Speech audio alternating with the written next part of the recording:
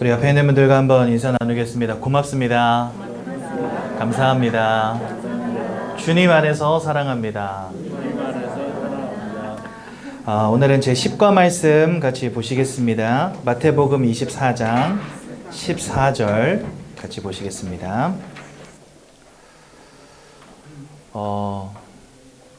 여러분 그거 아십니까? 전도하기 제일 쉬운 곳이 어딘지 아세요? 놀랍게도 장례식장입니다. 왜 장례식장이냐면요, 사람들은 인생이 영원할 거라고 생각하거든요.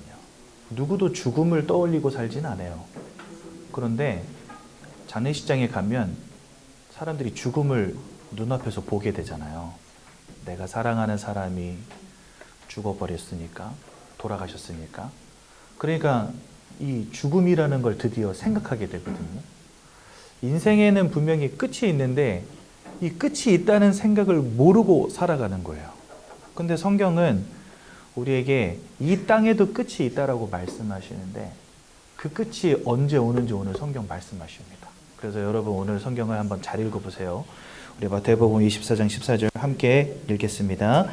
이 천국 복음이 모든 민족에게 증언되기 위하여 온 세상에 전파되리니 그제야 끝이 오리라. 아멘. 그제야 끝이 온대요. 네. 맞습니다. 성도님 맞습니다. 네. 성도님 맞습니다. 네. 제가 말씀에 좀 집중할 수 있도록 설명은 나중에 해주세요. 네. 여러분 오늘은 주님께서 부활하신 부활 주간입니다. 그래서 우리는 좀 이 부활을 한번 생각해 볼 필요가 있을 것 같습니다. 여러분들 사실 부활은 우리 기독교 신앙의 핵심입니다. 많은 성도님들이 나는 예수님의 부활이 안 믿어져요 이렇게 말씀하시는 분들이 있는데요. 이거는요, 믿고 안 믿고의 문제가 아니고 그저 우리에게 사실로 받아들여져야만 하는 부분입니다. 그런데 이게 사실로 안 받아들여지는 데에는 이유가 있어요. 왜 이유가 있냐면요, 그 이유가 뭐냐면요, 주님이 부활하셔야 되는 이유를 모르기 때문에 그래요. 그냥 주님이 부활하셔야 되는 이유를 모르니까 무턱대고 주님 부활하셨다는 말이 안 믿기는 게 당연하죠. 사람이 죽었다가 다시 살아나는 게 말이 됩니까? 말이 안 돼요. 어떻게 죽었다가 다시 살아납니까? 역사 속에 관 속에 들어갔다가 다시 나온 분들이 몇몇 분 있긴 해요. 그런데 그분들도 결국은 어떻게 됐습니까? 다시 죽었어요. 그 말은 뭐예요? 다시 사는 사람은 없다는 거예요. 죽었다가 다시 사는 사람은 이 땅에 없다는 거예요. 그런데 왜 하필이면 주님은 부활이라는 이 무리수를 두셨을까요? 이거 진짜 믿기 힘든 거잖아요. 근데 왜 주님은 이 부활이라는 무리수를 두셨을까요? 그 이유는 주님이 부활하셔야만 하는 이유가 있어요. 그게 뭐냐? 우리는 결국 천국을 바라보며 살아가는 사람들 아닙니까? 그렇죠? 이 천국은 뭘 의미하냐? 영생이라는 것을 의미합니다. 그리고요, 이 영생은 뭘 의미하냐? 우리가 그냥 죽는 것으로 끝나는 게 아니라 예수님과 같이 부활하여서 영원히 살아가는 것을 의미합니다. 그러니까 주님이 부활하셔야 되는 이유는 뭐냐면 주님이 먼저 우리에게 보여주시는 거예요. 뭘 보여주시냐? 그리스도 예수의 생명 가운데로 들어온다는 것은 영원한 생명, 부활의 축복에 참여하며 또한 영원한 생명을 살아가게 됨을 우리에게 먼저 보여주신 거예요. 그래서 주님은 이 부활이라고 하는 무리수를 두신 거거든요. 그래서 사실은 많은 사람들이 이 부활을 잘 믿지 못합니다. 하지만 이 부활이 없으면 구원도 없다는 사실을 여러분들 기억하셔야 돼요. 자, 그렇다면 오늘 이 부분을 제가 차근차근 설명을 하려고 하는데요. 왜 주님이 부활하셨느냐, 이 사실을 우리가 발견하려면 나에게 와 있는 근본적 문제가 무엇인지를 잘 이해하는 게 중요합니다. 성경은 에베소서 2장 1절에 보니까 이렇게 말씀하세요. 죄와 허물로 죽었던 너희를 살리셨도다. 이렇게 되어 있습니다. 즉 우리가 죄 때문에 허물 때문에 사망 상태 가운데 있었다는 거예요. 근데 그것은 단순한 몸이 죽는 사망을 말하는 게 아니고 우리의 영혼이 죽어 있는 영적 사망이라고 말씀하십니다. 그래서 이 에베소서 2장 1절은 우리가 영적 사망 가운데 있다라고 말씀하시는데요. 이 영적 사망은 어떤 의미를 가지고 있냐? 첫 번째, 하나님을 잃어버린 채 눈에 보이지 않는 사단 마귀에게 사로잡힌 인생이 되었다고 성경 말씀하십니다. 이것을 세상 말로는 운명 사주팔자라 합니다. 즉 모든 사람들은 이 땅에 태어나 살아가는 동안에 내가 원치 않지만 정해진 미래를 살아가는 거예요. 정해진 인생을 살아간다는 거예요. 그걸 두고 뭐라 하냐? 운명과 사주팔자라고 말씀하세요. 네. 이러한 영적 사망에 모든 사람들이 다 놓여 있는 것입니다. 두 번째로는 이 사단으로 말미암아 모든 사람들이 죄와 사망의 법이라는 것에 묶이게 되었다라고 성경 말씀하세요. 즉 이것은 뭐냐면 앞으로 우리는 하나님 아버지 앞에 절대적으로 심판받을 수밖에 없는 존재가 되었음을 말씀하시는 겁니다. 세 번째로 하나님과 함께하는 축복을 누렸던 우리가 하나님을 떠나는 문제, 하나님을 잃어버린 문제 가운데 빠지게 됩니다. 이 세 가지 문제를 두고 뭐라고 하냐면 영적 사망이라고 합니다. 이 영적 사망의 문제의 결과가 뭐냐면요. 로마서 6장 23절에 보니까 죄의 싹은 사망이다 이래 되어 있습니다. 그래서 결국은 이 죄악 때문에 하나님을 잃어버린 것 때문에 사단에게 사로잡힌 이유 때문에 우리는요. 이 땅 가운데서 고통당하다가 저 지옥 불구덩이 속에 던져질 수밖에 없는 인생이 되었다고 성경은 우리에게 설명하세요. 이러한 문제로부터 우리를 구원하시기 위해서 이 땅에 오신 이가 바로 누구냐? 그분이 바로 예수 그리스도십니다. 그래서요. 이것은 돈으로 해결이 안 되어지고 지식으로 해결이 안 되어지고 열심으로 노력으로 해결되어지는 문제가 아니기 때문에 주님만이 이 문제를 해결할 길이 되시는데요. 그래서 주님은 몇 가지 조건을 갖고 이 땅에 태어나십니다. 이 근본적 문제를 이해해야지만 여러분들 뭘 이해할 수 있냐? 이 문제에 대한 해답을 이해할 수가 있겠죠. 많은 사람들이 부활은 그냥 신화적인 이야기고 전설적인 이야기다 이렇게 생각하는데요. 이러한 우리의 영적인 근본적 문제 세 가지를 해결하시기 위해서 부활은 빠지면 안 되는 사건입니다. 그래서 주님은요, 이 문제를 해결하시기 위해서 그리스도로 이 땅에 오셨는데 이 그리스도로 이 땅에 오시기 위해서 몇 가지 조건이 있습니다. 그 중에 첫 번째가 뭐냐? 이 주님은 하나님이셔야 해요. 그게 빌립보서 2장 6절에 보면 그는 근본 하나님의 본체시나 이렇게 되어 있습니다. 즉 예수님은 하나님 자신이라는 겁니다. 근데 이 주님이 동정녀 마리아를 통해서 어떻게 왔습니까? 여자의 후손으로 태어나게 됩니다. 이 말은 뭐냐면요. 이 땅을 살아가는 모든 사람들은 하나님이 지으신 첫사람 아담의 후손으로 살아가거든요. 그런데 이 아담이 에덴 동산에서 선악과를 따먹는 죄를 범하지 않았습니까?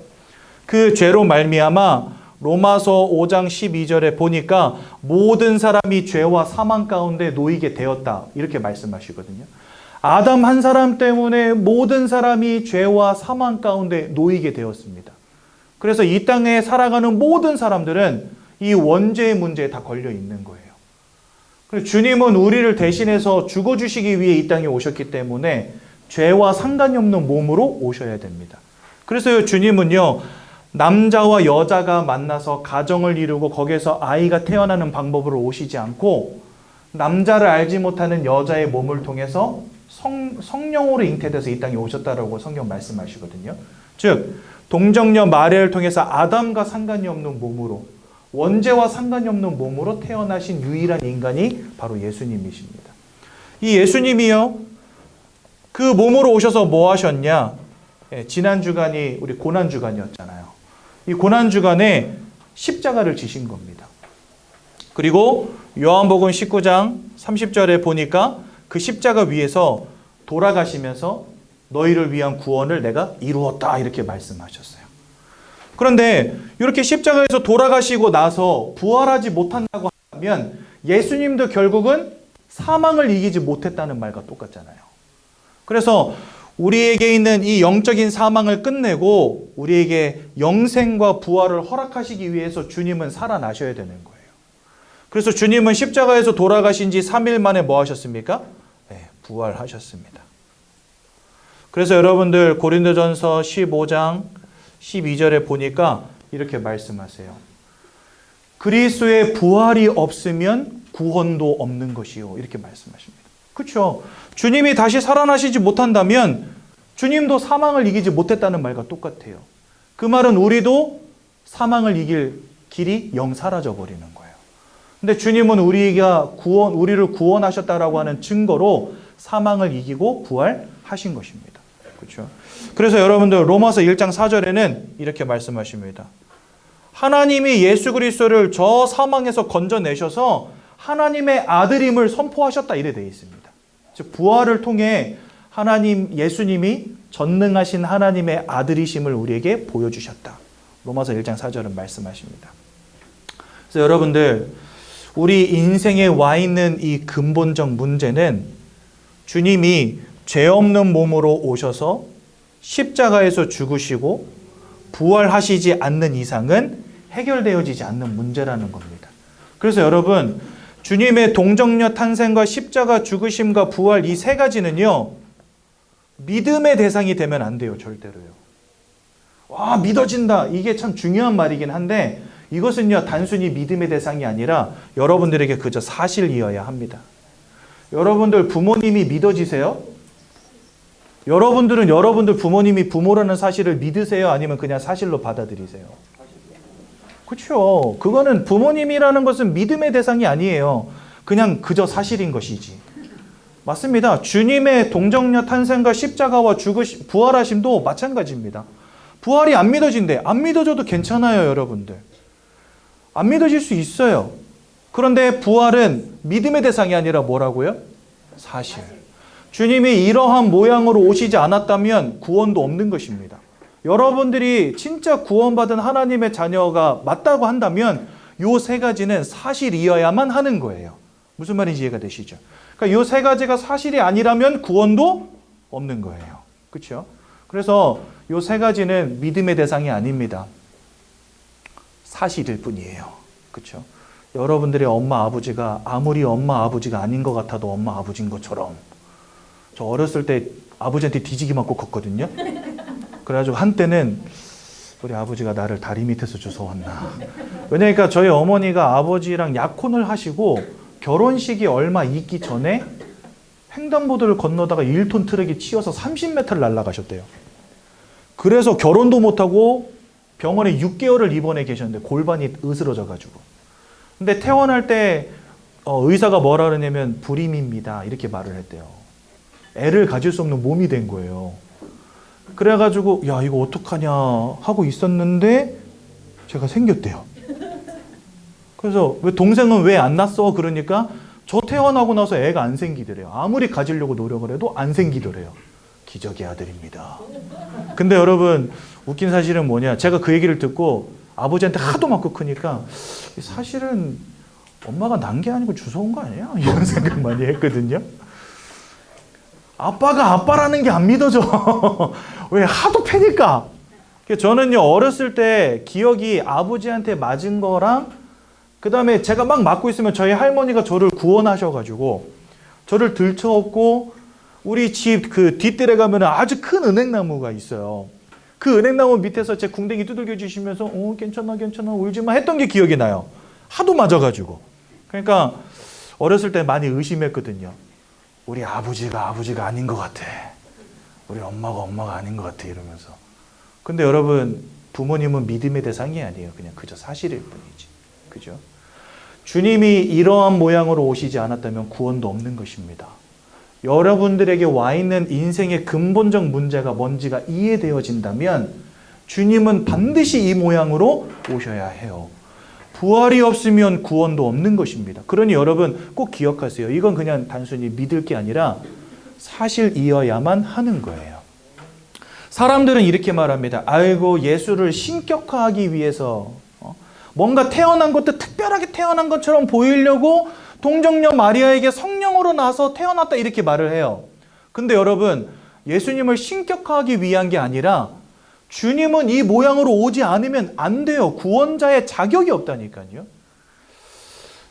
우리에게 와 있는 인생의 문제가 뭔지 세상 사람들은 모릅니다.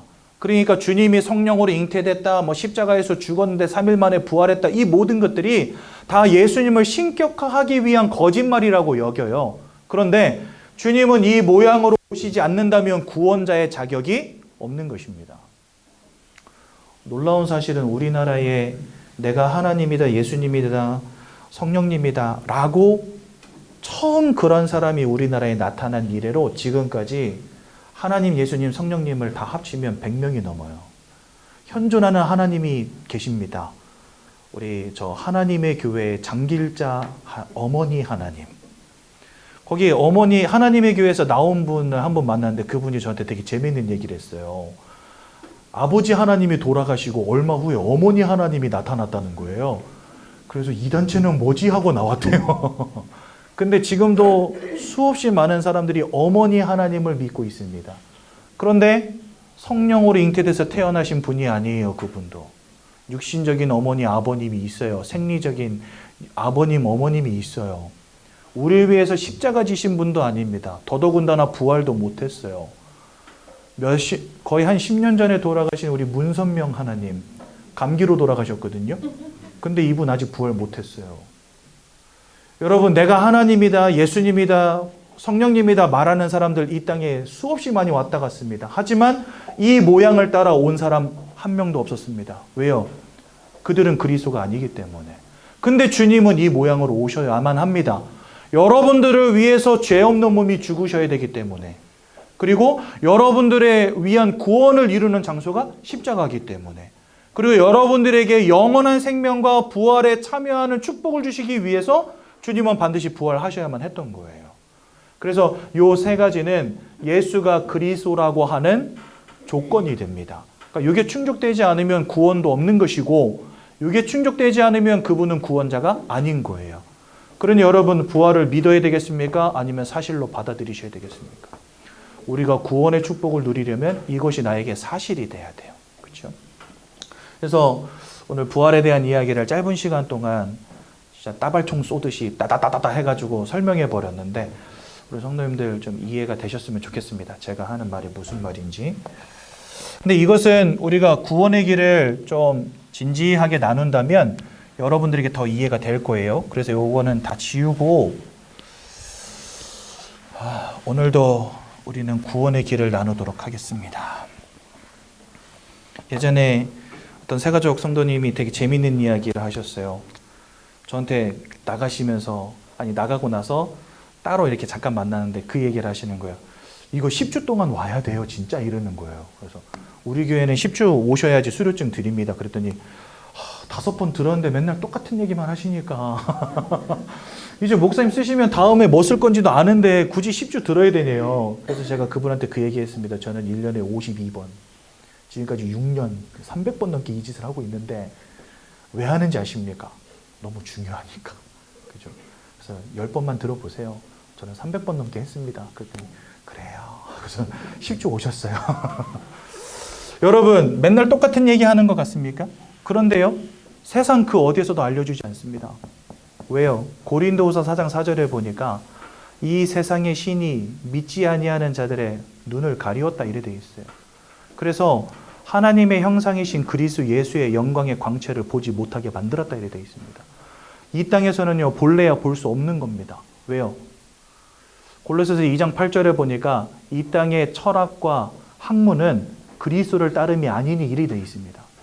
그러니까 하나님을 알지도 못하고 그리스도를 따르는 학문이 아니기 때문에 이 땅에서 아무리 공부하고 배워도 절대로 알 수 없는 게 구원의 길입니다. 근데 여러분, 교회에 와서만 들을 수 있는 이거거든요. 근데 한 번 들었다고 다 알아 이렇게 생각할 수 있는데 절대 그렇지 않아요. 확인하는 방법이 뭐냐면요, 나 구원의 길 이제 빠삭해 이렇게 생각 드시는 분은요, 한번 아무나 앞에 앉혀놓고 이거 한번 설명해 보세요. 죽어도 안 될걸요? 왜요? 내게 되어지지 않으면 그건 내 지식이 아닙니다. 그래서 여러분 10번도 솔직히 부족해요. 저는 300번을 했는데도 할 때마다 막 새로워요. 또 깨달아지는 게 있어요. 할 때마다. 목사인데도 불구하고. 여러분들 오죽하시겠습니까? 그래서 했던 얘기 또 하네 이렇게 생각하지 마시고 진짜 집중해서 한번 잘 들어보십시오. 성경은 하나님께서 사람을 창조하셨다라고 말씀하십니다. 그게 창세기 1장 27절과 28절에 잘 나와 있는데요. 하나님의 형상을 따라 사람을 창조하셔서 사람을 영적 존재라고 성경 말씀하십니다. 창세기에 보면은요, 동물들도 사람도 똑같이 흙으로 빚으셨다 이렇게 돼 있어요. 그런데 하나님이 사람을 만드실 때만 하나님의 형상으로 지으셨다 이렇게 돼 있고요. 다른 동물들은 그냥 흙으로 만드셨다 이렇게 돼 있습니다. 그래서요, 사람은 다른 동물과 다르게 영적 행위를 하는 특별한 존재입니다. 그래서 여러분들은 마음과 육신만 가진 존재가 아니라 영혼을 가진 영적 존재라는 사실. 이게 중요합니다. 그래서 여러분들은요, 영적 존재로서 영적 행위를 하는 유일한 존재들입니다. 그래서 이 좋은 날 오늘 하늘이 기가 막히던데 여러분들 왜 교회 와서 앉아 계십니까? 이 좋은 날 산으로 들러 강으로 바다로 놀러 가셔야지. 그죠? 지난주에는 벚꽃 구경하셨으면 이제 이번 주에는 벚꽃 다음에 뭐 핍니까? 저는 꽃을 전혀 몰라요. 철쭉 보러 가셔야지. 여기 왜 나와 계십니까? 그죠? 근데 사람들은요, 이런 자리에 와서 뭔가를 듣고 싶어 해요. 알고 싶어 해요. 그게 왜 그런지 아십니까? 영적인 절대자를 찾는 본능이라는 게 있어요. 왜냐니까 사람은 하나님이 처음부터 그런 존재로 만드셨기 때문에 그렇습니다. 그래서 우리는 마음만 가진 존재, 육신만 가진 존재가 아니라는 거예요. 영혼을 가진 영적 존재라는 겁니다. 그렇다면 하나님이 왜 여러분들을 이러한 모양으로 만드셨냐? 그 이유가 뭐냐면 하나님은 처음부터 여러분들과 함께하는 축복을 우리에게 주신 것입니다. 영이신 하나님을 알고 하나님과 함께하는 축복을 처음부터 주신 거예요. 그래서 여러분들 창세기 3장에 보면은요, 아주 재미있는 구절들이 있어요. 뭐냐면 아담과 하와가 동산을 거니시는 하나님의 소리를 듣고 하나님의 낯을 피하여 나무 뒤에 숨었더라 라는 성경 구절들이 있어요. 그러니까 여러분, 동산을 거니시는 하나님의 소리를 들었다? 하나님의 낯을 피하였다. 이게 무슨 말입니까? 진짜 지금은 우리가 하나님을 볼 수 없지만, 들을 수 없지만 처음 하나님이 만드신 아담과 하와는요, 하나님과 함께하고 하나님을 보고 들을 수 있는 사람들이었다는 거예요. 그게 뭐냐? 하나님이 함께 하시는 축복을 누렸다는 겁니다. 우리는요, 그냥 단순히 교회 오면 하나님 만난다 생각하잖아요. 근데 아담과 하와는 그냥 하나님과 삶을 함께하는 존재들이었다는 거예요. 그러니까 우리를 하나님을 알고 하나님께 영적 행위를 하는 영적인 존재를 지으신 이유가 뭐냐? 하나님과 함께하는 축복을 누리게 하시려고. 마치 물고기는요, 물속에 살아가듯이, 나무는 땅속에 뿌리 내리고 살아가듯이, 저 새는 하늘을 날아다니며 살아가듯이 사람은 하나님과 함께하며 하나님과 함께 살아가도록 하나님 처음부터 만드신 것입니다. 그런데 여러분 보세요. 물고기에게 물이라고 하는 것은 너무나 중요한 것이죠. 물을 잃어버렸다 물고기가 살겠습니까? 살 수 없죠. 나무가 땅에서 뿌리 뽑혔다 살겠습니까? 살 수 없죠. 바로 하나님이 사람에게 그와 같은 존재라는 겁니다. 많은 사람들이 이렇게 생각합니다. 아, 나는 돈이면 돼, 나는 건강이면 돼, 나는 사랑이면 돼. 근데 이 땅에는 돈 없이 사는 사람도 있어요. 저 산에 절에 계시는 우리 스님들, 물론 땡중이라고 부르는 막 뒤로 막 돈 착복하는 이런 분들도 계시지만, 성철 스님이 이런 분들은요, 진짜 무소유를 실천한 그런 스님들 아닙니까? 이런 훌륭한 사람들이 있어요. 뭔가 무소유를 따라가고 돈 없이도 사는 사람들 있다는 거예요. 나는 돈 없이는 안 돼 하는 사람도 있지만 돈 없이 살아가는 사람도 있다는 거예요. 그 말은 뭐죠? 돈이라는 게 참 중요하긴 하지만 모든 사람들에게 물고기에게 물과 같은 그런 조건은 아니라는 겁니다.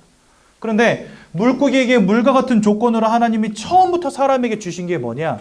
하나님과 함께 해야만 살아갈 수 있는 존재로 만드셨다는 겁니다. 근데 어느 날 이 모든 축복을 잃어버리는 인생의 근본적 문제가 벌어지게 됩니다. 그게 뭐냐? 하나님을 대적한 영적 존재가 성경에 보니까 나와요. 그 이름이 사단이라고 되어 있습니다. 이 사단이 하나님이 지으신 첫사람 아담과 하와를 속여서 원죄를 짓게 만들고 결과적으로는 하나님을 떠나는 문제 가운데 빠지게 만들어 버립니다. 여기서 제일 중요한 것은 이 하나님을 떠남입니다. 마치 물고기가 물을 잃어버린 문제, 나무가 땅을 잃어버린 문제, 새가 하늘을 잃어버린 문제가 사람에게 터져버렸다는 거예요.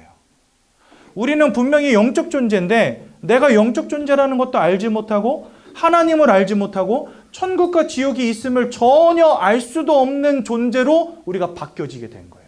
하나님을 잃어버린 존재, 하나님을 떠나버린 존재. 그래서 물고기가 물을 잃어버리고 나무가 땅을 잃어버리고 새가 하늘을 잃어버린 거 두고 뭐라고 말합니까? 그게 곧 사망이죠. 물 밖에 나와 있는 물고기 죽은 거나 다름없는 거 아닙니까?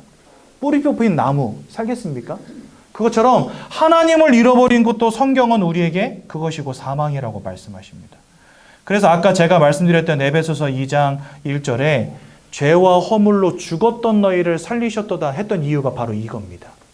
하나님과 함께 해야 되는 영적 존재인 우리가 하나님을 잃어버린 거예요. 그렇다면 이 하나님을 잃어버린 결과가 무엇입니까? 지금부터 차근차근 설명드릴게요. 요한복음 8장 44절에 보니까 너희는 너희 아비 마귀에게서 났다 이렇게 되어 있습니다. 여러분들의 부모님이 마귀라는 말이 아닙니다. 우리가 원래는 하나님과 함께하는 이 영적인 축복 가운데 있었는데 이 영적인 축복을 잃어버린 채 이제는 사탄 마귀가 우리의 영적인 배경이 되어지는 문제 가운데 빠졌다는 거예요. 그래서 이전에는 하나님과 함께 했지만 이제는 마귀가 우리의 영적 배경 속에 있는 존재로 바뀌어지게 됐다는 겁니다. 여기는 뭐라고 되어 있냐면 속하였다라고 분명히 말씀하십니다. 요한일서 3장 8절에도 뭐라 말씀하시냐? 마귀에게 속하였다 이렇게 말씀하세요. 즉 우리가 이전에는 하나님과 함께하던 존재였는데 이제는 마귀에게 속한 자가 되었다. 성경 말씀하신다는 거예요. 이것을 우리가 세상 말로 뭐라고 말하냐? 바로 운명 사주팔자라 말합니다.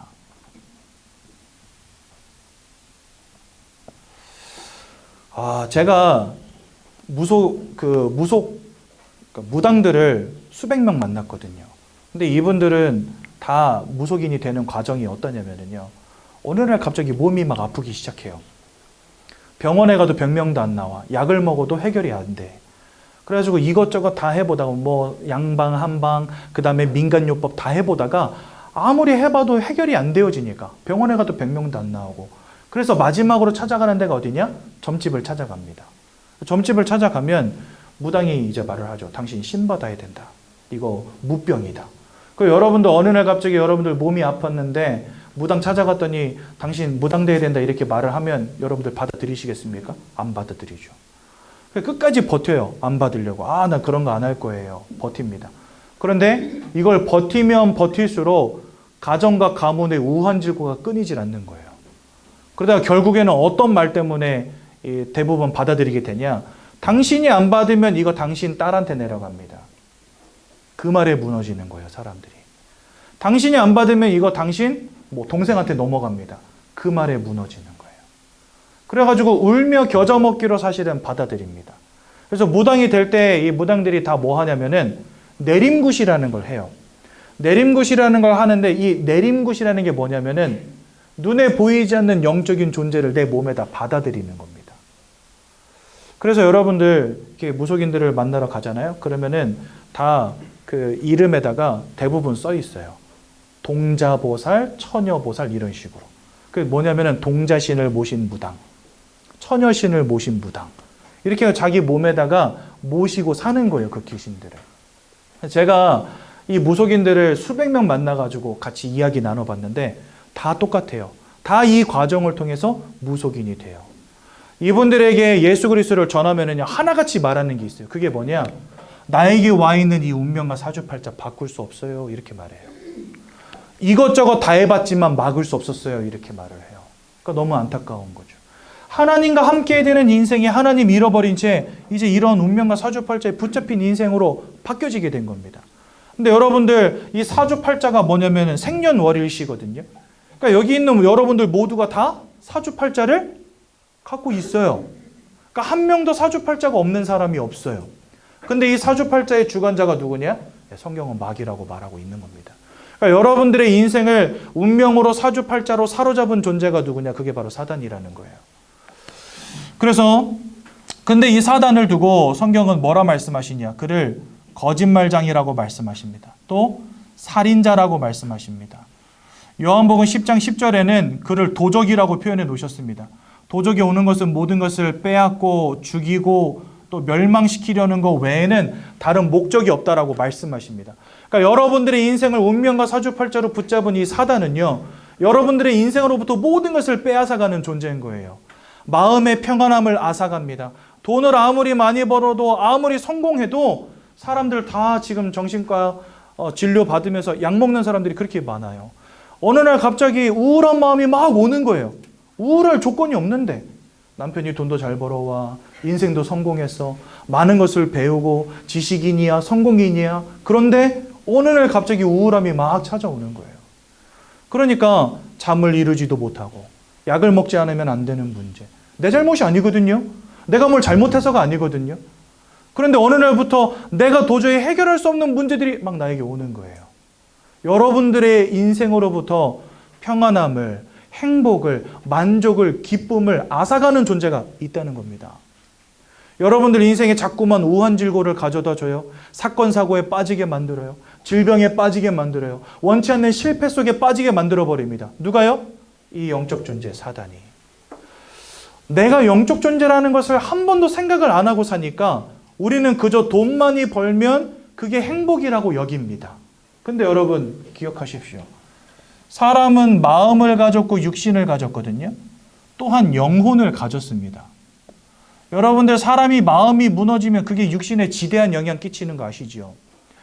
마음이 무너지면 육신이 병들어 버려요. 사람은 특이한 존재입니다. 그렇다면 이 마음과 육신이 서로 상호 영향을 주는 존재가 바로 사람이라는 거거든요. 그런데 사람은 또한 영혼을 가졌기 때문에 우리의 영적 배경 속에 하나님이 함께 하시냐 혹은 사단이 함께 하느냐에 따라서 이것이 여러분들의 마음과 여러분들의 육신에 지대한 영향을 끼친다는 겁니다. 그런데 여러분들의 영적인 배경 속에 이 도적 같은 놈이 자리 잡고 있다. 어떻게 되겠습니까? 그것이 여러분들의 마음을 무너뜨리는 거예요. 그것이 여러분들의 삶을 무너뜨리는 거예요. 제가 여러분들 부끄러운 이야기지만 목사 되기 전에 저 뭐 했는지 아십니까? 게임으로 돈 벌던 사람이었어요. 프로게이머 이런 거 아니고 게임해가지고 아이템 모으고 캐릭터 키워가지고 파는 사람이었거든요. 근데 이것을 하려면은요, 잠 안 자고 맨날 게임만 해야 돼요. 제가 얼마나 여기에 미쳐서 살았냐면은요, 대학교를 안 갔어요. 학교를 입학했는데. 시험도 안 쳐, 수업도 안 가, 숙제도 안 해. 그래가지고, 장로님 죄송합니다. 제가 큰 웃음을 드려가지고, 그래가지고 제가 대학에서 퇴학당한 남자입니다. 여러분, 대학에서 퇴학당한 남자 보신 적 있으세요? 지금 보고 계세요. 제가 중앙대학교 다녔거든요. 근데 중앙대학교에서 퇴학당했어요. 학교를 안 가가지고, 시험을 안 쳐가지고, 뭐 하느냐고, 게임하느냐고. 그래가지고요, 나이 20살부터 28살, 29살까지 제가 이 게임 때문에 인생이 완전 바닥을 치던 사람이었거든요. 2박 3일을 자지 않고 게임을 하는데 피곤하질 않아요.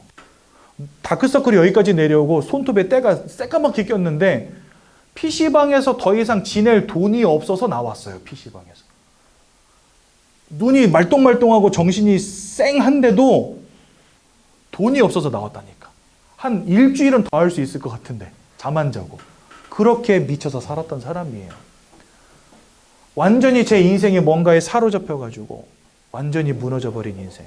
저희 어머니가 뒷목 잡고 쓰러지셨어요. 사실 제가 뭐 공부를 엄청 잘한 친구는 아니지만 그래도 지역구 고등학교에서 우등반 출신이었거든요. 남 부럽지는 않은 아들, 남에게 부끄럽지는 않은 아들 정도는 됐거든요. 근데 이놈의 아들이 대학 가더니 게임에 빠져가지고 대학에서 퇴학을 당했네. 어머니가 뒷목 잡고 쓰러지셨어요. 어느 날 갑자기 내 인생을 무너뜨립니다. 어느 날 여러분들이 헛살아서가 아니라니까요. 최선을 다하고 열심히 삽니다. 저도 저 나름대로 최선을 다하고 열심히 살았어요. 그런데 어느 날 여러분들의 마음을 사로잡아버려요. 무엇인가로. 우울감으로 사로잡고 게임으로 중독되게 만들고 인생의 실패에 빠지게 만들고 무너지게 만들어버리는 겁니다. 이 영적 배경 속에 무엇이 있느냐가 여러분들의 마음과 여러분들의 육신에 지대한 영향을 끼친다니까요. 저는 그걸 몰랐던 거예요. 이 중독의 문제에 완전히 사로잡혀가지고 아무것도 할 수 없는 존재가 되어버린 거예요. 그래서 여러분들 잘 아셔야 됩니다. 내가 그냥 공부 열심히 하고 돈 많이 벌면 되는 것 같지요? 그러면 행복이 올 것 같지요? 아니요. 얼마나 좋은 조건을 갖췄느냐가 절대로 여러분들의 행복의 조건이 될 수 없는 거 여러분들도 잘 아시잖아요. 그럴 것 같으면 부자들, 성공자들 다 행복하게 잘 살아야 될 거 아닙니까? 그런데 부자들, 성공자들 자살하는 시대가 됐습니다. 왜 그럴까요? 통장에 아무리 많은 돈을 꽂아놔도, 아무리 좋은 집에 살아도, 좋은 차를 끌어도 그걸로는 내 마음의 행복을 채울 수 없다는 증거 아닙니까? 사람은 영적 존재기에 우리가 어떤 영적 배경을 가지고 어떤 영적인 만족 가운데 있느냐가 여러분들의 마음의 평안함과 육신의 평안함을 결정짓는다는 것입니다. 왜요? 여러분들은 영적 존재니까. 근데 내가 영적 존재라는 사실도 모르고 살아요, 그냥. 여러분들 하루 3끼 밥 드시죠? 왜 드십니까? 저는 하루 한 5끼 먹습니다. 몸매가 5끼 먹게 생겼잖아요. 그죠? 왜 그렇습니까? 배고파. 사람은 안 먹으면 죽어요. 여러분들 잠도 자고 물도 마시잖아요. 잠 안 자보세요. 사람이 삽니까? 물 안 드시면 사람은 죽어버립니다. 육신을 가졌기 때문에 우리는 밥도 먹어야 되고 잠도 자야 되고 물도 마셔야 돼요. 당연히 그리 해야 됩니다. 마음을 가졌기 때문에 나를 사랑해주는 사람을 찾아요. 사람은 혼자 못 삽니다. 외로워가지고. 여기 결혼한 커플들도 있고 결혼할 커플도 결혼한 커플도 있고 한데 왜 결혼하셨습니까? 물론 그 오빠가 너무 좋아서 결혼했죠. 그런데 근본적인 이유는 사랑을 하고 싶어요. 외로우니까. 마음을 채우고 싶은 거예요. 왜? 마음을 가졌으니까. 그러니까 우리는 사랑도 하고 돈도 벌고 밥도 먹고 잠도 자고 물도 마시고 다 하는데 이 영적인 부분은 까마득히 모르고 있었던 거죠. 사실은요. 근데 나는 영적 존재란 말입니다. 그래서 하나님이 주시는 영적인 축복을 받아야 살 수 있는 존재라는 거예요, 제 말은. 근데 이 영적인 축복을 지금까지 잃어버린 채 영적인 사망 가운데 살아온 겁니다. 그러니까 내 인생은 뭔가 무너지고 안 되어지고 마음이 무너지고 삶이 무너지는데 그 이유가 뭔지를 못 찾는 거예요. 돈도 열심히 벌어보고 공부도 열심히 하고 뭔가 최선을 다해서 살았는데 왜 이렇게 내 인생은 안 되지? 라는 질문이 늘 따르는 겁니다. 왜요? 나는 영적 존재인데 내가 영적 존재라는 사실을 간과했고 나의 영적인 부분을 사로잡고 내 마음과 육신을 뒤흔드는 사단이 있다는 사실을 간과했고 우리는 본래 하나님과 함께하도록 창조되어진 존재라는 사실을 몰랐던 겁니다. 그러니 사단에게 사로잡힌 채 날마다 무너지는 인생 살았던 거예요. 저는 무려 10년을 흑암 속에 산 거예요. 여러분 어느 날은 이런 일이 있었어요. 정신 차려보니까 제가 PC방 컴퓨터 앞에 앉아 있는 거예요. 근데 여러분들 컴퓨터에는 이렇게 모니터 한 켠에 이게 모니터가 있으면 이쪽에 몇 시간 동안 접속해 있었는지 시간이 떠요. 2시간 반 동안 컴퓨터를 켰다. 그럼 여기 2시간 반이라고 시간이 뜹니다. 어느 날 정신 차려보니까 제가 컴퓨터 앞에 앉아 있는 거예요. PC방 컴퓨터 앞에. 근데 이미 시간이 2시간 반이 지나 있는 거예요. 근데 제 기억은 어디서 끊겨 있냐? 집에서 그냥 침대에서 뒹굴뒹굴 하고 있는 기억으로 끊겨 있어요.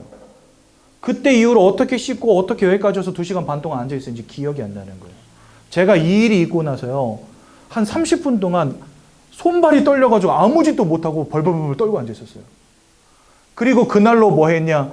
선교사님 찾아가가지고 나 좀 살려주세요 한 거예요. 저 진짜 무서웠거든요. 내가 뭔 정신으로 여기까지 왔지? 내가 이중인격인가?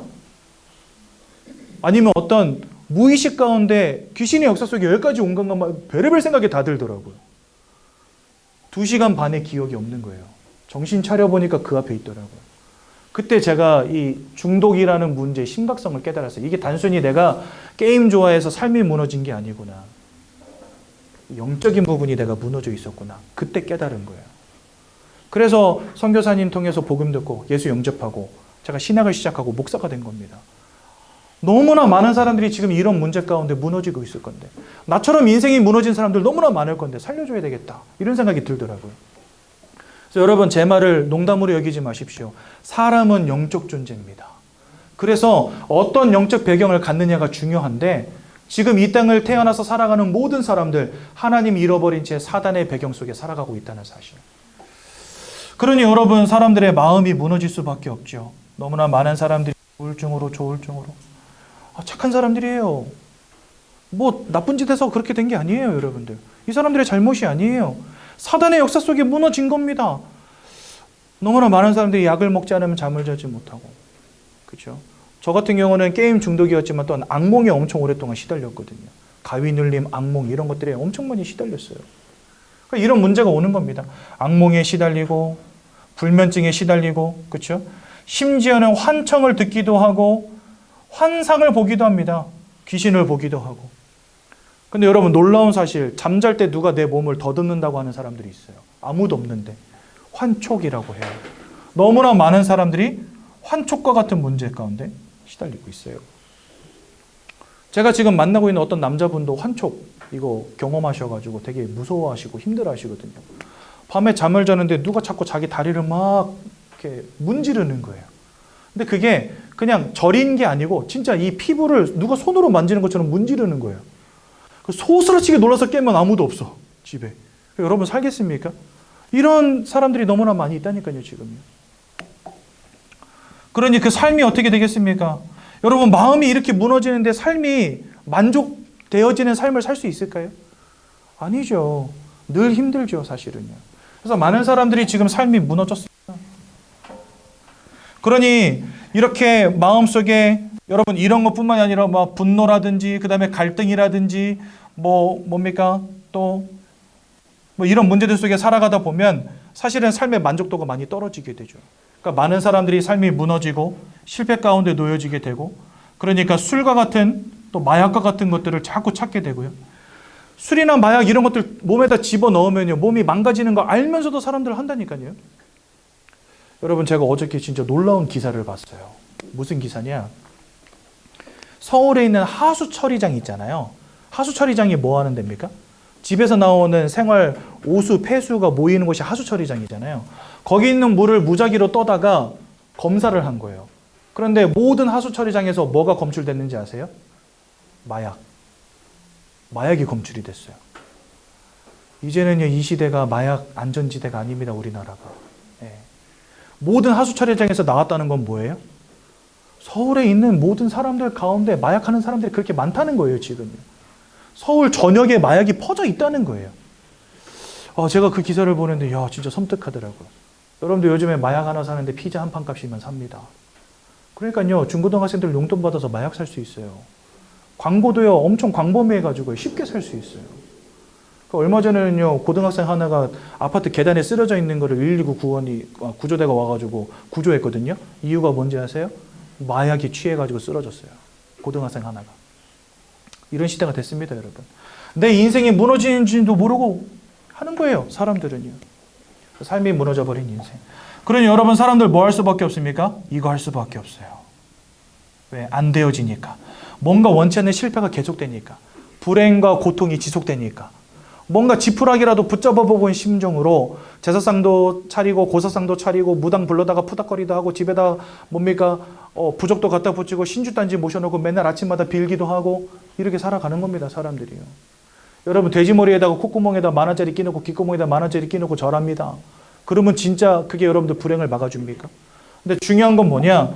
고린도전서 10장 20절에 보니까 이렇게 말씀하세요. 대저 이방인들이 제사하는 것은 귀신과 교제하는 것입니다. 여러분 재미있는 게 뭐냐면 지금 이 자리에서 우리가 모여서 예배드리지 않습니까? 성경은 이렇게 말씀하세요. 두 명, 세 명이 내 이름으로 모이는 곳에는 내가 너희와 함께 하겠다. 이렇게 말씀하십니다. 우리가 예배라고 하는 영적인 행위를 하잖아요. 그 자리에는 성령 하나님이, 즉 영적인 존재가 그 자리에 임재하십니다. 반대로 말하면 우상숭배, 이거 귀신과 교제하는 거다 이렇게 되어 있는데 우리가 알지 못한 채 제사상 차리고 고사상 차리고 부적 갖다 붙이고 무당들 불러다가 푸닥거리하고 하는 그 자리에 누가 임합니까? 눈에 보이지 않는 귀신이 임한다니까요. 그러니까 여러분들 우리가 이거를 하면 할수록 결국은 귀신이 여러분들의 인생 가운데 더 많이 더 자주 역사하게 되는 겁니다. 저희 집은요 1년에 10번씩 제사 지내던 집이었어요. 할머니 아침마다 천수경 외면서 불경 외던 분이었어요. 찢어지게 가난한데 수백만 원을 주고 번개 맞아 죽은 대추나무로 만든 염주, 목탁 이게 집에 있었어요. 승복을 입고 사셨어요. 근데 저희 집이 얼마나 철저하게 박살났는지 아십니까? 할아버지 알코올 중독, 저희 아버지 알코올 도박 중독, 손주 게임 중독. 제 사촌들 기형아 막 태어나고 작은 아버지들 다 이혼하고. 여러분 진짜 가문이 풍비박산이라는 말도 부족할 정도로 완전히 박살난 거 있죠. 저희 할머니가 30년 동안 이걸 하셨는데 가문에 바람 잘 날이 없으니까 이거 어느 날 다 벌어버리셨어요. 이거 백날에도 소용없다 이렇게 하시면서. 근데 여러분 우상숭배를 세게 하면 세게 할수록 왜 가정과 가문이 무너지는지 아십니까? 귀신과 교제하는 것이니라. 날마다 그곳에 귀신이 들락날락하는 거예요. 모든 것을 빼앗고 죽이고 멸망시키려는 이 도적과 같은 영적 존재가 들락날락한다 생각해 보십시오. 뭐가 남아나겠습니까 여러분들? 이것들이 들락날락하면서 여러분들의 영적인 평안함을 빼앗아갑니다. 마음으로부터 만족을 빼앗아갑니다. 삶으로부터 돈과 성공을 앗아갑니다. 그러니까 하면 할수록 인생은 무너지는 거예요. 근데 우리 그거 모른 채 한 거지요. 내가 영적 존재기에 영적 행위를 하면 영적인 존재들이 역사한다는 걸 모른 채 열심히 한 거예요, 여러분들. 그래서 교회에서는요, 제사 지내지 말라고 가르칩니다. 왜요? 그거 하면 할수록 여러분들의 개인과 가정과 가문이 무너지니까. 그런데 여러분 이거 하지 말라 그러면 저 애미애비 없는 것들이라고 세상은 욕해요. 너는 뭐 하늘에서 떨어졌냐? 조상도 없냐? 저는 그런 사람들 보면 이렇게 말합니다. 살아계실 때 잘하라고. 돌아가신 다음에 제사상 차리는 거 그거 아무 의미 없습니다. 그리고 1년에 한 끼 차려드리면서 생색은 엄청 내요. 효도한다고. 1년에 한 끼 차려드리면서 360일 하루 3끼씩 차리면 저는 그 제사 인정합니다. 효도라고. 근데 대부분 그렇게 하지 않잖아요. 이거 여러분 1년에 한 끼 차리면서도 생색 엄청 내면서 또 사람들 무서워서 사실 제사 지내잖아요. 왜요? 이거 안 했다가는 다리 몽댕이 부러질까 봐. 안 그렇습니까? 우리 솔직하게 말해보자고요. 이거 뭐예요? 효도가 아닙니다. 인생이 안 되어지니까 뭔가 잘 됐으면 하는 바람으로 그냥 한 끼 식사 한번 차린 거예요. 아이고 우리 조상님들 나 좀 잘 봐주세요 하면서 차린 거죠. 그 효도입니까? 아니죠. 그냥 본인 잘 되려고 하는 거죠. 그걸 두고 우상숭배라고 하는 겁니다, 여러분. 근데 그 자리에 누가 역사한다고요? 귀신이. 그래서 우린 이거 하지 말라고 가르쳐요. 여러분들 가문에 아직도 제사 지내시는 분들 있습니까? 이거 빨리 끊어지게 해달라고 기도하세요. 여러분들 인생에 득될 게 1도 없는 겁니다. 효도는 살아계실 때 하고 돌아가신 다음에는 그냥 천국 가실 수 있도록 살아생전에 예수 믿을 수 있도록 도와주면 그만입니다. 그리고 천국 가시면 여러분 얼마나 좋습니까? 하나님과 함께 눈물도 아픔도 슬픔도 없는 그곳에서 영원히 행복하게 사시는데 제사상 차릴 필요 있어요? 없죠. 그러니 여러분 최고의 효도는 복음 주어 생명 얻게 해서 천국 보내드리는 거예요. 그죠? 그러니까 여러분들 가문에 제사 지내고 있다면 제사가 끊어지길 기도하시고 부모님들이 예수 안 믿는다. 부모님들이 예수 믿을 수 있도록 기도하십시오. 그게 최고 효도입니다. 더 중요한 것은 히브리서 9장 27절. 제가 아까 말씀드렸죠. 또 전도서 7장 1절, 2절과 3절 보면 무슨 말씀이 있냐. 지혜로운 자의 마음은 초상집에 있고 어리석은 자의 마음은 잔치집에 있느니라 이래 되어 있습니다. 지혜로운 사람은 누구냐? 죽음 뒤 내세를 생각하는 사람이라는 거예요. 근데 어리석은 사람은 그냥 천년만년 살 줄 아는 거예요. 에헤라 디야 야 부어라 마셔라 놀자 인생 즐기자. 분명히 인생엔 끝이 있고 그 끝 뒤에는 하나님 뭐라고 말씀하시냐? 심판이 있다라고 말씀하시는데 이거는 전혀 생각하지 않는 거죠. 내가 이 땅을 떠나가는 날 천국이든 지옥이든 하나님 아버지 앞에 심판받고 들어가게 되는데 그게 있음을 알지 못하는 거예요. 아니요. 생각조차 안 하고 사는 거죠. 어리석은 자. 하지만 지혜 있는 자는 그 마음이 초상집에 있습니다. 그 말이 뭡니까? 내세를 생각한다는 겁니다. 죽음을 생각한다는 겁니다. 내 인생에도 끝이 있음을 기억한다는 겁니다. 여러분들 기억하십시오. 여러분들 인생도 끝이 있습니다. 사는 동안에 열심히 쌓아놓은 재산 1푼도 가져갈 수 없어요. 그런데 이 땅에서 예수 그리스도의 믿음을 갖추다가 여러분들이 이 땅을 떠나간다면 여러분들은 한 푼도 가져갈 수 없지만 여러분들의 끝은 천국이 되는 겁니다. 뭐 어디에다가 우리 인생을 투자해야 되겠습니까, 여러분들? 진짜 천국과 지옥이 있는 게 맞다면 이 땅에서 돈 버는 것도 중요하지만 하나님을 바라보는 건 더 중요한 겁니다. 더 중요한 거, 여러분들의 후대도 여기서 자유로울 수 없다는 사실. 여기 신혼부부들 몇 분 계신데 여러분들 앞으로 이제 자녀도 날 거 아닙니까? 여러분들 자녀가 이 복음을 아는 축복 가운데 자라야죠. 꼭 복음 전해 주십시오. 부모와 형제와 자녀에게 꼭 복음 전해 주십시오. 이러한 인생의 근본의 문제는 우리의 힘으로 해결할 수 없기 때문에 하나님이 우리에게 길로서 보내신 이가 바로 예수님이십니다. 예수님이 요한일서 3장 8절에 보니까 아들이 나타나신 것은 마귀가 하는 모든 일을 멸하기 위함이다 말씀하셨어요. 여러분들의 인생을 운명과 사주팔자로 사로잡고 도적으로서 여러분들의 마음과 삶의 모든 행복과 평안과 축복과 성공을 앗아가는 저 사단의 권세를 깨뜨려 버리시기 위해서 이 땅에 오신 참 왕 대신 예수 그리스도. 여러분들은 죄악 가운데 태어나며 죄악 가운데 살아가다가 죄악 때문에 심판받을 수밖에 없는 그런 인생이 되었지만 예수님은 참 제사장으로 이 땅에 오셔서 십자가 위에서 우리를 위해서 죽으시고 보혈을 흘려주심으로 여러분들에게 있는 모든 죄악의 문제를 십자가에서 끝내셨습니다. 그래서 예수를 우리는 참 제사장이라고 말합니다. 요한복음 14장 6절에 보니까 내가 곧 길이요 진리요 생명이니 나로 말미암지 않고는 하나님을 떠나버린 너희가 아버지께로 올 자가 없느니라 말씀하십니다. 즉 예수님만이 하나님께로 돌아갈 유일한 길이 되신다라고 설명하세요. 그래서 예수님은 하나님 만나는 유일한 길, 참 선지자라고 성경 말씀하십니다. 이 주님이 2000년 전에 여자의 후손으로 즉 죄 없는 몸으로 오셔서 우리를 위해서 고난당하시고 고통당하시고 십자가를 지시고 그 위에서 우리를 위해 모든 보혈을 흘리시고 우리 위해 생명을 내어주시고 돌아가신 지 3일 만에 부활하심으로 우리를 위한 구원을 완성하셨습니다. 이 예수님을 우리 누구라 부릅니까? 그리스도라고 부르는 것입니다. 그래서 여러분들 예수 그리스도 하는 거예요. 그리스도는 바로 이 세 가지 일을 하신 분을 그리스도라고 말합니다. 그래서 예수님이 이 땅에 그리스도로 오셔서 여러분들의 완전한 구원을 이루신 것입니다. 그 예수를 믿고 마음에 영접할 때 우리가 하나님의 자녀가 되어지고 이 인생의 근본적 문제로부터 해방되어지는 것입니다. 그렇기 때문에 주님은 죄 없는 몸으로 오셔서 십자가에서 죽으셔야 되고 부활하셔야만 하는 겁니다. 그래서 이것은 믿음의 대상이 아니고 뭐라고요? 그저 사실이다. 네, 이렇게 받아들이시면 됩니다. 오늘 예수를 그리스도로 마음에 영접하여 하나님의 자녀 되시기 바랍니다. 15페이지에 보면 영접기도문이 잘 나와 있습니다. 저와 함께 영접기도문을 함께 고백하고 이 시간 예수님을 우리 마음속에 영접하는 시간을 갖겠습니다. 제가 먼저 읽을 건데요. 제가 읽으면 여러분들 저를 따라서 읽으심으로 예수를 마음속에 영접하시기 바랍니다. 사랑의 하나님, 이제 나는 죄인인 것을 깨닫고 회개합니다. 지금까지 하나님을 떠나 사단의 지배 아래 묶여 종노릇하며 살았습니다. 그러나 예수님이 저를 위하여 십자가에서 죽으시고 3일 만에 부활하신 그리스도이심을 믿습니다.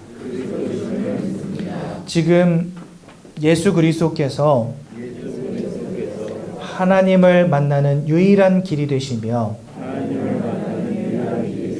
사탄의 권세를 꺾으시고 모든 죄와 저주와 재앙에서 나를 해방하신 그리스도 되심을 믿습니다. 지금 이 순간 내 마음의 문을 열고 예수님을 나의 구주로 나의 주인으로 내 마음에 영접합니다. 나를 구원해 주심을 감사드립니다. 앞으로 하나님의 말씀과 뜻대로 살겠습니다. 지금부터 일평생을 세밀히 인도해 주옵소서. 예수 그리스도 이름으로 기도합니다. 아멘. 우리 10과 말씀 잠깐만 보겠습니다. 빠르게 읽고 내려갈 거니까요. 그냥 확인만 하시면 됩니다.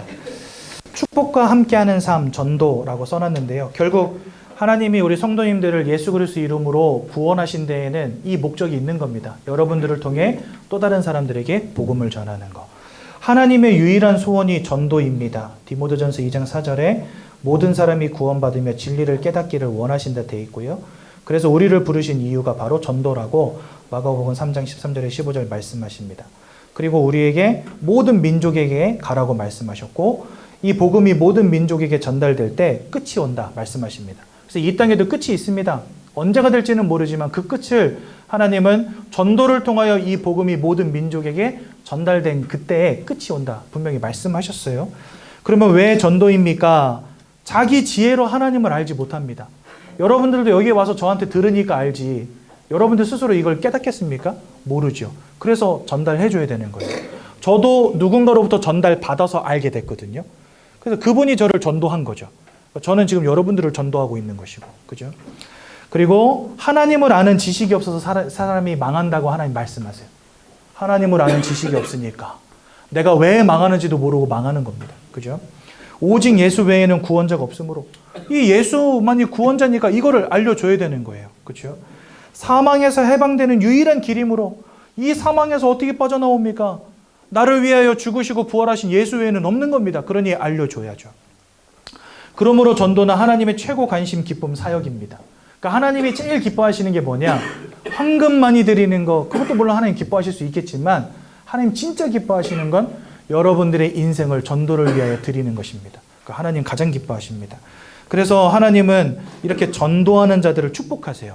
전도자 개인과 가정과 가문과 후대를 축복하십니다. 그렇죠? 결론, 참된 성공의 시작은 하나님의 소원을 아는 겁니다. 많은 사람들은 하나님께 나와서 이렇게 기도하면 하나님 나 성공하게 해주세요! 막 이래요. 그러면서 하나님의 소원은 듣지도 않아요. 예전에 제가 되게 재미있는 영상 한번 본 적이 있거든요. 우리의 신앙생활 해가지고 나오는데 한 사람이 나와가지고 막 제단 앞에 앉아가지고 막 기도합니다. 하나님 주여 믿습니다. 제발 들어주시고 돈 좀 많이 주시고 건강하게 해주시고 하면서 막 기도해요. 근데 벌떡 일어나가지고 휙 나가. 그러니까 좀 있다가 하나님이 나타나셔서 내 이야기도 좀 듣고 가. 지 할 말만 시커하고 가는 거예요. 하나님이 하시는 건 듣지도 않고 하나님의 소원이 뭔지를 아는 것, 그것이 신앙생활입니다. 우리는 내 거 들어주세요 이게 신앙생활이었잖아요. 아니에요. 하나님의 것을 듣는 것, 그게 신앙생활인데 하나님의 소원이 전도라는 거. 그래서 여러분들 전도를 마음에 두셔야 됩니다. 가장 먼저로는 부모님과 형제와 자녀, 주변에 알고 있는 친구와 지인들 다 복음 주어 살려야 됩니다. 응답 받으시길 예수님의 이름으로 축원드립니다. 제가 한번 기도하고 마치겠습니다. 하나님 은혜 감사합니다. 오늘 주신 말씀을 일평생 기억하게 하시고 나를 구원하신 하나님, 부활하신 주 예수 그리스도를 날마다 바라보며 전도자 인생 살도록 인도해 주옵소서. 예수님의 이름으로 기도드렸습니다. 아멘.